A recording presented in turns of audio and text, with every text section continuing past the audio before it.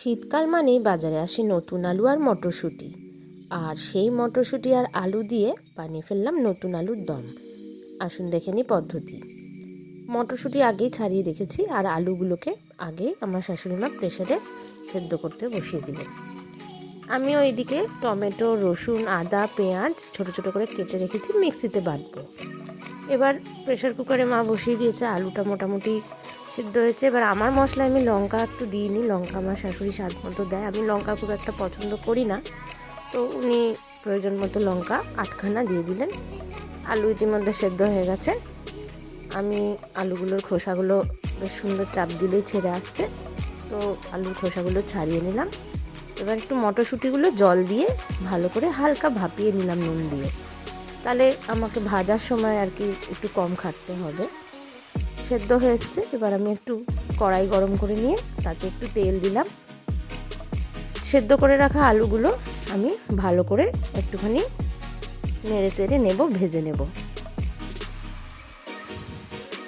ছোট ছোট আলুগুলো বেশ দেখতে সুন্দর লাগে, একদমই কড়কড়ে করে ভেজে নিলাম। যেহেতু সেদ্ধ আলু বেশি নাড়াচাড়া দেওয়া যাচ্ছে না, তলা লেগে যাচ্ছে। হলুদ আর অল্প পরিমাণ নুন দিয়ে ভেজে নিলাম। একদমই স্বাদ মতো অল্প করে নুন দেবো, কারণ নইলে আবার পরে মশলা কষানোর সময়ও তো নুন দিতে হবে, তাই একটু নোনা হয়ে যাবে। তো আলুগুলো এবার তুলে নিলাম।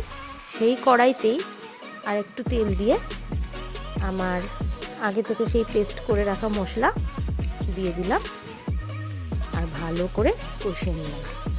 আমার মা বরাবরই বলতো, কষানোর কাছেই রান্নার স্বাদ নির্ভর করে, তাই আমি বেশ আঁচটাকে প্রথমে মাঝারি ফ্লেমে দিয়ে সময় নিয়েই বেশ কষালাম। এবার একটু হলুদ আর স্বাদ মতো নুন, যেহেতু আগে আলুতে নুন দিয়েছি তাই বেশি নুন দেব না, একটুখানি সময় নিয়ে কষিয়ে নিলাম। মটরশুঁটিগুলো ইতিমধ্যে জল ঝরিয়ে রেখেছি। কষিয়ে নেওয়া মশলায় একদম যখন শুকনো শুকনো হয়ে আসবে, এই যে তেলটা ছেড়ে দিয়েছে, এরকম অবস্থায় আমি এবার আলুগুলো দিয়ে দিলাম। আলু যেহেতু আগে থেকেই সেদ্ধ আছে আর মটরশুঁটিও আমার সেদ্ধ করে রাখা, তাই মটরশুঁটিগুলো এখনই দিয়ে দিলাম। এবার ভালো করে মশলার সাথে মিশিয়ে নিলাম।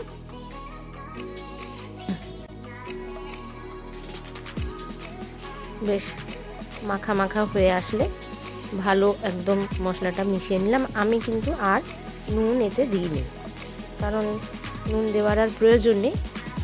ওপর থেকে অল্প একটু সানরাইজার আলুর দম মশলা দিয়ে দিলাম। এটা না দিলেও চলতো, কারণ আমি যেই মশলা দিয়ে করেছি তাতেই আমি দেখেছি স্বাদটা ঠিকই ছিল।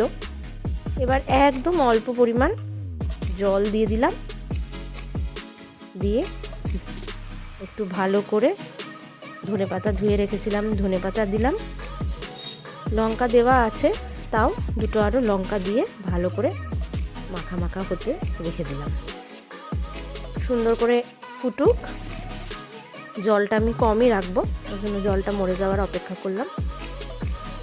তৈরি হয়ে এসছে আমার একদম কষা আলুর দম।